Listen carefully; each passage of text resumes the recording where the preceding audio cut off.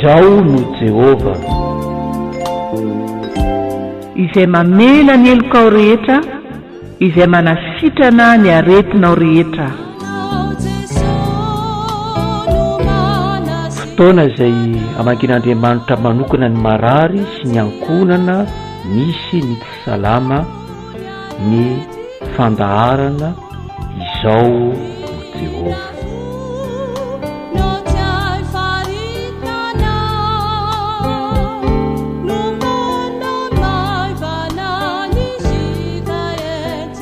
miarabantsika ry havana amin'izao fotoam-bavaka tolakandro izao. Ampanajana no iarabanantsika ary ampitiavana no hitomanantsika hiaraka iombona isika. Dia ho ampitombona aminao sy ny ankonanao anie ny fahasoavana mampiadanana avy amin'Andriamanitra raintsika sy Jesosy Kristy tompo sy mpamonjy atsika. Ny salamo 4:10 no andeha iarahantsika mamaky anomboana ny fotoana. Salamo 4:10, salamo nataon'i Davida. Vakitsika amin'ny anaran'i Jesosy tompo izany. Mamindrafo amiko Andriamanitro, fa misafoaka manenjikay ny olona. Nitady miady amiko mandrakariva izy ka mampahory ahy. Misafoaka manenjika mandrakariva ny mpampahory ahy. Maro tokoa no mirehare miady amiko. Amin'ny andro atahorako no itokiko anao. Andriamanitra no iderako ny teniny. Andriamanitra no itokiko ka tsy mba atahotra aho. Inona no ataony nofo amiko? Manimba ny raharahako mandrakariva ireny. Ny hevin-drehetra dia ny anisy ratsy ahy ihany. Miangona izy, mihery izy, mitsongodia izy satria mikendry ny aiko. Amin'izany faharatsiny izany moa isy fahafahany va? Ary pao amin'ny fahatezeranao ny firenen'Andriamanitro. Manisan'ny fireneko ianao, ataovy ao an-tavoangonao ny ranomasoko. Tsy eo amin'ny bokinao va ireny? Amin'izay dia iambony fahavaloko amin'ny andro iantsoko anao. Izao ny fantatro fa momba i Andriamanitra. Andriamanitra no iderako ny teniny. Jehova no iderako ny teniny. Andriamanitra no itokiko ka tsy mba tahotra aho. Inona no ataon'ny olona amiko? Ny voady taminao ao Andriamanitro dia anatitra fanatim-pisaorana ho anao. Fa efa nanafaka ny fanahiko tamin'ny fahafatesany ianao. Eny nanafaka ny tongotro ianao mba tsy ho solafaka. Andehanako eo anatrehan'Andriamanitra amin'ny fahazavan'ny velona. Amen. Ivavaka isika. Manondrika ny lohanay sy ny fonay tokoa zay Andriamanitra eto anatrehanao. Ary taka ny Davida mpanao salamo, manandratra ny anaranao zay. Ary miantso anao rehefa tratry ny manahirana. Eo anatrehan'ny fahavalo sy ny fahasarotana samihafa. Iantoraka any amin'iza tokoa moa zay. Ianao no Andriamanitray, ianao no mpamonjy anay, ary tsisy fahavalo afaka maharesy anao. Misaotra anao zay Andriamanitro, fa am'izao tolakandro zao, manery sy manageja anay ny aretina.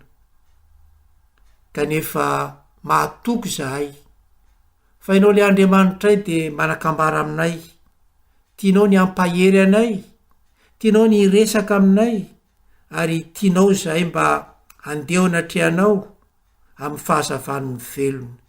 Mahatoky zany zay, satria mbola menao fofonaina mahavelona. Ho dia atreo feno ary ny fotoana tompo, mba ho voninahitry ny ray sy ny zanaka ary ny fanahy masina. de amin'ny anaranao jesosy no voana izany vavaka izany. Amen. Ny vaovao mahafaly araka ny marika na filazantsara araka ny marika toko 5 no anesantsika fampaheresana am'izao tolakandro izao. Marika toko 5 ny 410 ka hatramin'ny 20. Marika toko 5 ny 410 ka hatramin'ny 20. Iarahantsika mamaky amin'ny anaran'i Jesoa miteny. Ary noho ny tonga teo amin'ny mpianatra izy, de nahita vahoaka betsaka manodidina azy sy mpanorandalàna ny ady hevitra taminy. Ary niaraka tam'izay, noho ny nahita azy ny vahoaka rehetra, dia talanjona ka niazakazaka nanatona sy niarahaba azy. Ary izy nanontany azy hoe, inona no edinareo hevitra amin'reto? Ary ny anankiray tamin'ny vahoaka namalika nanao hoe, mpampianatro, nentiko ety aminao ny zanako lahy, izay azo mpanamoana, ary naiza naiza no azony azy, dia ampinjinjiriny izy, ary mandovory, dia mikitro nify, sady valaka de valaka. Ary niteny tamin'ny mpianatra aho mba hamoaka izany fa tsy hainy. Ary Jesosy namaly azy hoe, ry taranaka tsy mino, mandra-pahoviana ny ipetrahako aminareo, mandra-pahoviana no anteferako aminareo. Ento ty amiko izy, dia nentiny teo aminy izy, fa noho ny nahitany Jesosy izy, dia nampifanintsintsintona ny tenany niaraka tam'izay ny fanahy. Dia lafo tamin'ny tany izy, sady nitsikasikasina sy nandovory. Ary Jesosy nanontany andrainy hoe, hoatrininy izay no nahatongavany izao taminy? Ary hoy izy, atry ny fony izy mbola zaza, ary nazerany matetika tao anaty afo sy tao anaty rano izy aminony azy, fa raha mba misy ainao, de mamindra-fo aminay, ka vonjeo zahay. Fa hoy Jesosy taminy, ainao hoe, ny zavatra rehetra de hainy mino. Ary niaraka tam'izay de niantso ny raindra zazalaka nanao hoe, mino aho, vonjeo aho fa ho afaka amin'ny tsy finoko. Anonitany Jesosy fa niazakazaka nanatona azy ny vahoaka, de niteny mafy ny fanahy maloto izy ka nanao taminy hoe, ry fanahy mona sy marenina, izao mandidy anao, mivoa aminy, ka aza miditra ao anatiny intsony. Ary rehefa ninananana izy, sady nampifanintosintona mafy ilay zazalahy, de nivoaka taminy. Ary efa toy ny maty, ka dia nataony maro hoe maty. Fa Jesosy nandray ny tanany ka nanarina azy de nitsangana izy. Ary efa tonga tao an-trano Jesosy, dia nanontany azy mangingina ny mpianany hoe, izahay tsy nahavoaka azy? Ary hoy izy taminy, iny karazana iny tsy mba azo avoaka na amin'inona na amin'inona, afa-tsy amin'ny fivavahana ihany. Amen. Minao ry havana fa raha mpanaraka ny radio vaovao mahasoa ianao, de fa mba nandrea izany tantarany ity zazalahy tratra ny fanintona ity, nampahorin'ny demoni. Ary nazoary ianao vao mare zany moa de tiany tompo ampaheresana. Ny vanim-potoana iainantsika tokoa ankehitriny, am'izao taona 2023 izao, dia vanim-potoana tena manahirana. Na de miazakazaka tena tsy misy toy izany aza ny fandrosoana, indrindra eo amin'ny sehatry ny fitsaboana, de matetika misy indro kely izay ohatrany tosakana, misy indro kely izay mampikatso izany fandrosoana eo amy lafiny fikaroana ara-pahasalamana zany. Ohatra eo anatrehan'izao valanaretina maneran-tany noho ny Covid-19 zao dia fantatra fa tsy niraokandro velively na fanafody akory ary atreto no hitondra vahaolana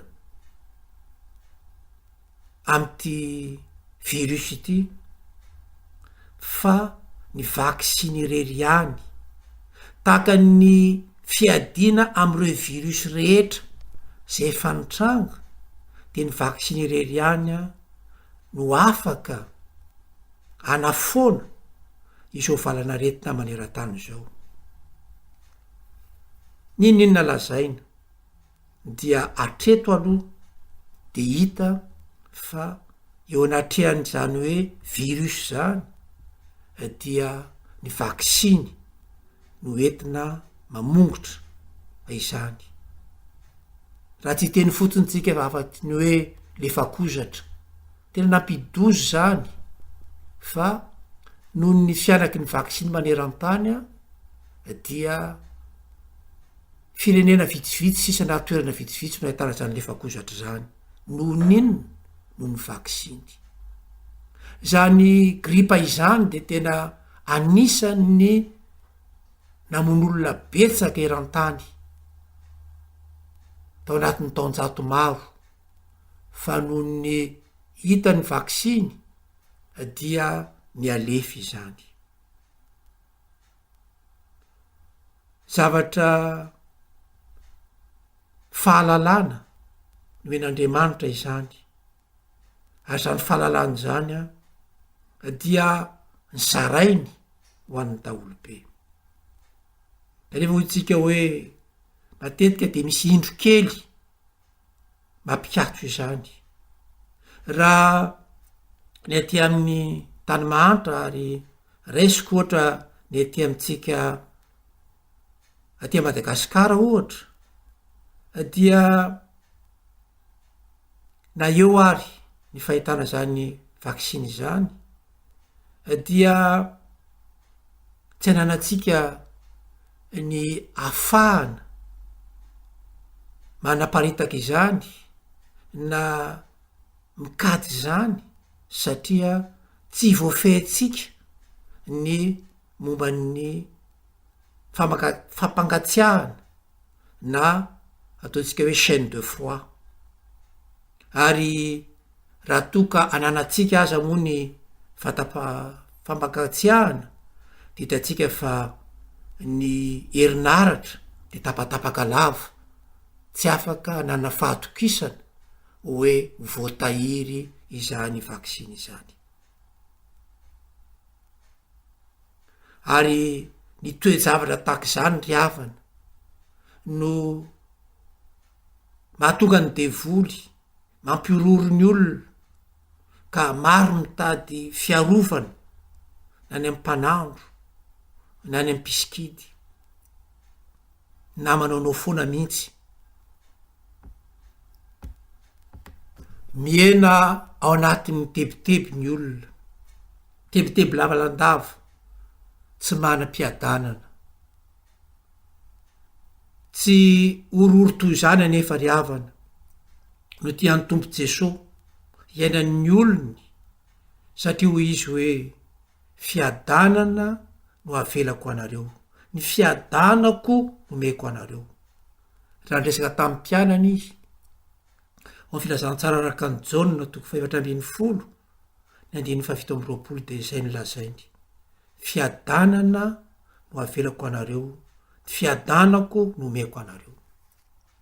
Ka ny foto-kevitry ny avatr'Andriamanitra ho atsika am'izao tolakandro zao de ny hoe Jesoa no any fiarovana tokana eo anatrehany fampiororon'ny devoly. Jesoa no any fiarovana tokana eo anatria ny fampiororony devoly satria nahoana ry havana satria jesosy lay andriamanitra no tompon'ny aina ary faharoa andriamanitra ny tompony fahefana voalohany jerentsika hoe andriamanitra ny tompon'ny aina avetsika vakina ty Matio toko fahasivity ny andininy fa 1:20 sy ny fa 2:20 tapany voalohany vakitsika aminaran'i Jesosy zany ary Jesosy nanontany andrainy hoe ohatrinona izay no nahatongavany zao taminy ary hoy izy atry ny fony izy mbola zaza ary nazerany matetika tao anaty afo sy tao anaty rano izy aminony azy fa raha mba misy ainao dia mamindrafo aminay ka vonjeo zahay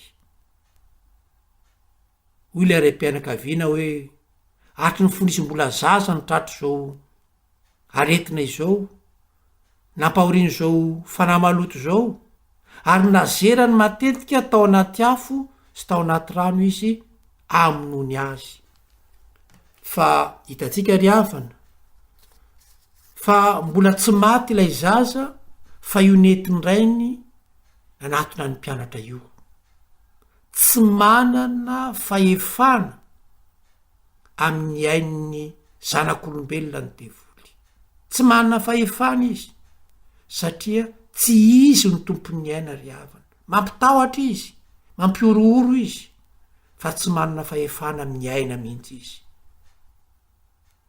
tantara anakiroa no anehoany soratra masina izany jery ny tantarany Joba isika Joba toko 2 de ahitatsika ny zavany tranga nega jerentsika ry vakina amin'ny anaran'i Jesosy hoe Joba toko 2 ka ny andininy 7 Joba toko 2 ny andininy 7 vakina amin'ny anaran'i Jesosy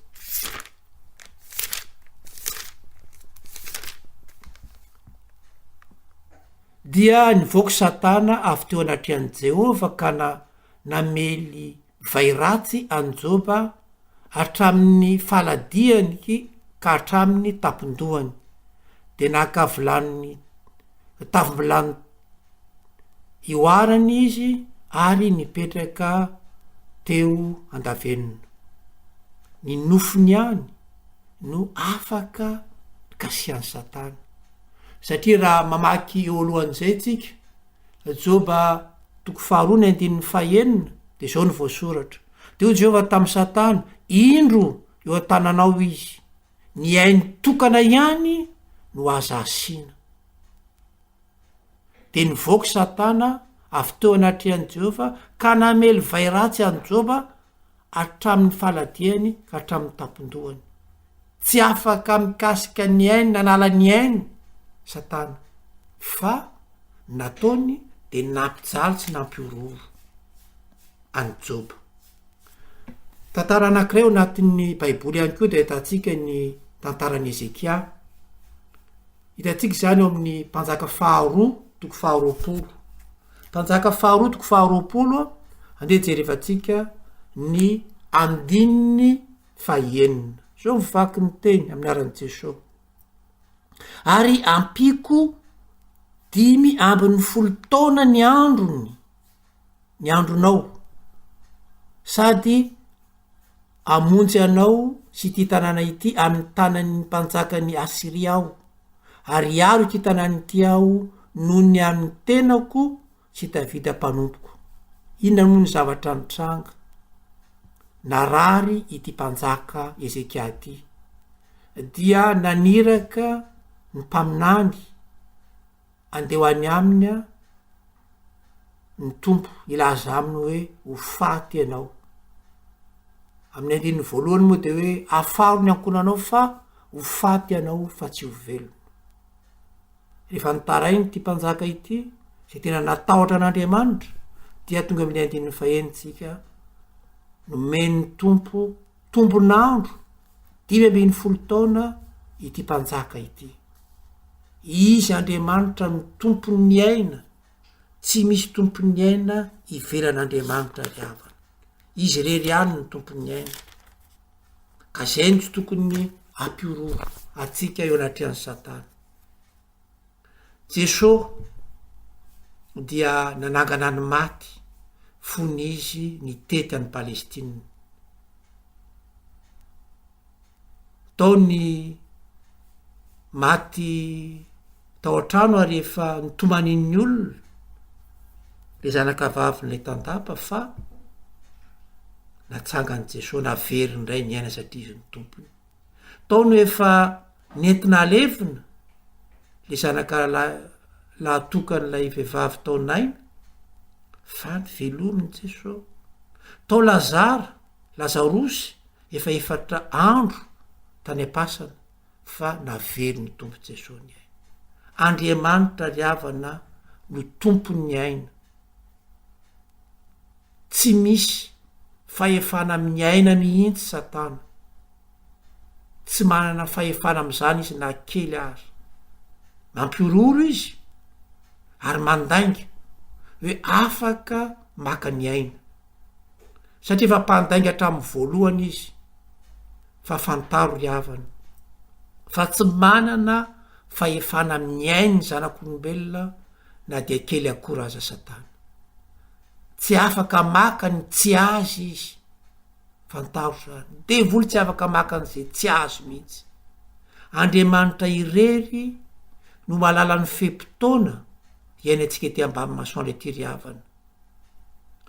Atserovako mpanompon'Andriamanitra anankiray zay nilaza hoe tsika angeo izy rehefa masaka tsara, tsika mpanompon'Andriamanitra rehefa masaka tsika de tonga maka tsika ho any aminy tompontsika. Foka tsy erikerika isika. Izy mahafantatra ny fotoana ho izy fa andao idera ny tompo Jesosy tsika, andao anompo azy satria izany mbola ho ataotsika rehefa tonga any amin'ny lapan'ny voninahiny tsika. Tena marina zany. Tsy manana fahefana amintsika ny devoly eo amin'ny aitsika fa n'Andriamanitra ny aitsika. Mandalo aretina isika am'izao fotoana izao. Na inona anarany, na inona mafiny zany aretina zany ry havana. Na oviana no nazahoantsika azy, na oviana no naretana zany aretina zany, de ko fantatsika fa tsy miafina amin'Andriamanitra izany toe-javatra izany. Ary raha toa mbola velonainy sika de mbola izy Andriamanitra ihany no manome atsika izany fahavelomana izany. Ny fahendrentsika malagasy de malaza azy tsara mihitsy hoe tsy ny marary mafy ny maty fa izay tapitrandro. Mbola tsy tapitra ry havana ny fehimpotoana nomen'Andriamanitra atsika.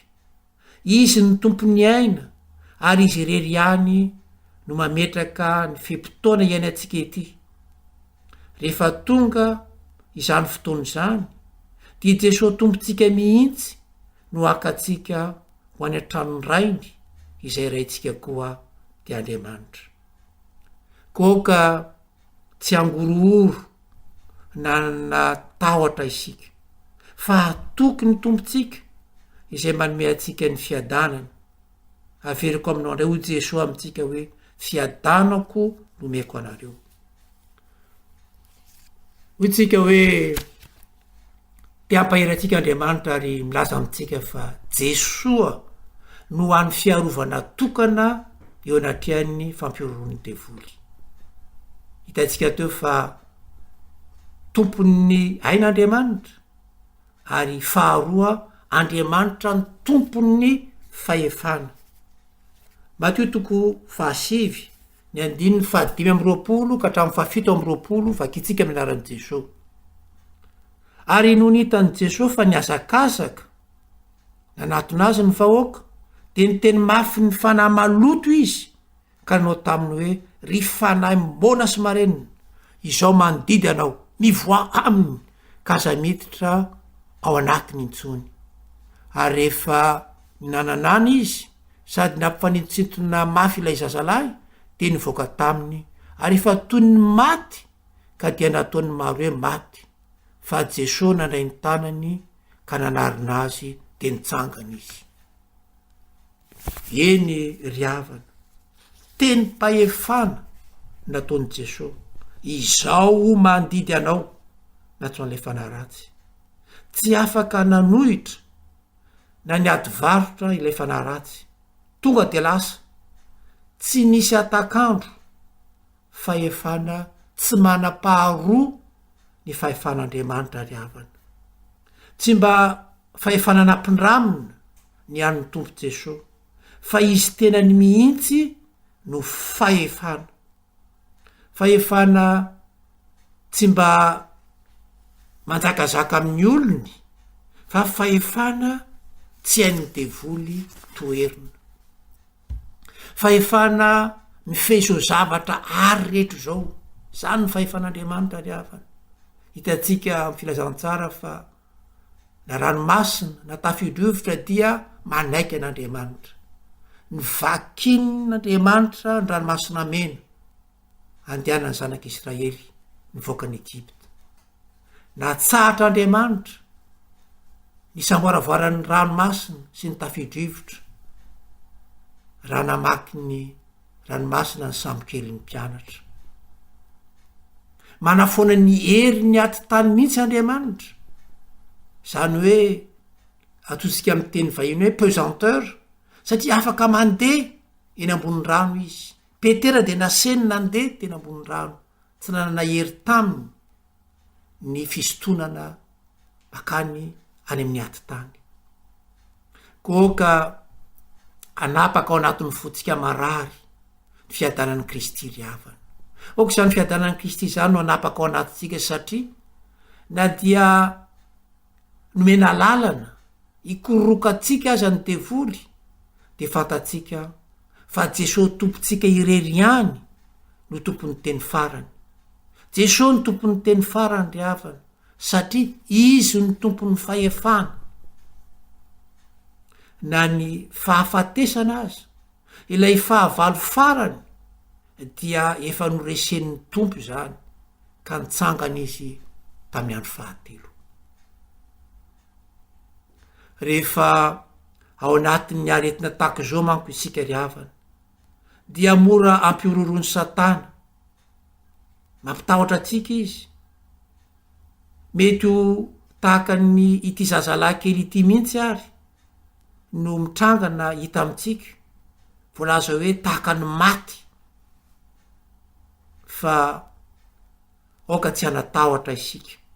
Fa eo Jesosy avy any Nazareta zay afaka mandray ny tanatsika, tahaka ny nandraisany tanan'ilay zatovolahy, na de neveriny olona rehetra fa maty ary, de afaka mandray ny tanatsika ny tompo ry havana. Manana tombony isika kristianina, manana tombony be tsika, satria na de ao anatin'izao aretin'izao aza de mampahery atsika Andriamanitra raitsika. Mampahery atsika Andriamanitra ka mampafantatra atsika fa izy ihany no tokana fiarovana azosika anteherana eo anatrehan'ny fampiororon'ny devoly. Devoly de mpampiororo, ary de zany no nataony amin'ny fiainany zanak'olombelona rehetra ety. Rehefa tsy mampanantena zavatra mirendrarendra izy, de mampiororo, izay no ataony zay. Koka tsy hanatahotra isika, oka tsy angororo am'izany itsika, satria izy Andriamanitra no tompontsika, no tompon'ny aina. Izy Andriamanitra no tompontsika, no tompon'ny fahefana.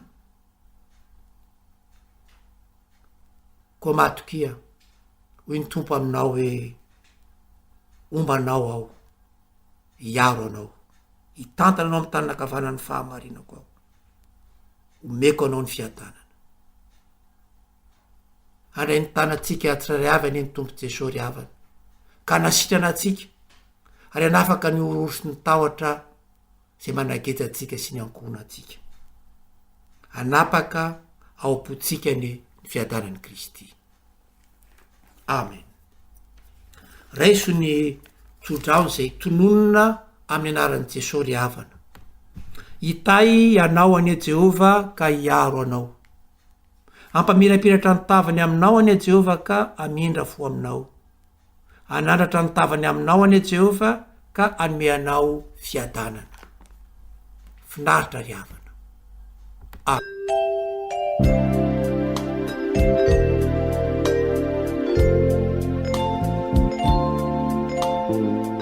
Izaho no Jehova. Fandaharan'ny radio vaovao maso iandreketan'ny mpanompon'Andriamanitra Rajaona Rizon Pascal Lamivady.